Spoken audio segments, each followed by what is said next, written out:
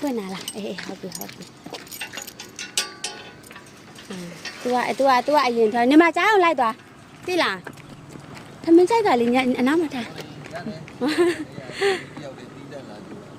အားနာကြကြီးပါရဲ့အစင်မပြေရလားအဲ့လိုမျိုးကဟောကျေးဇူးပါအဘမြည်ရလေကျောင်းနောက်ကြလို့ဆိုအော်ဒီ तू ကလိုက်အောင်မှာဒါကျောင်းနောက်ကြမှာအရန်စိတ်ပူတာအဲ့ဒါကြာကျေးဇူးပါ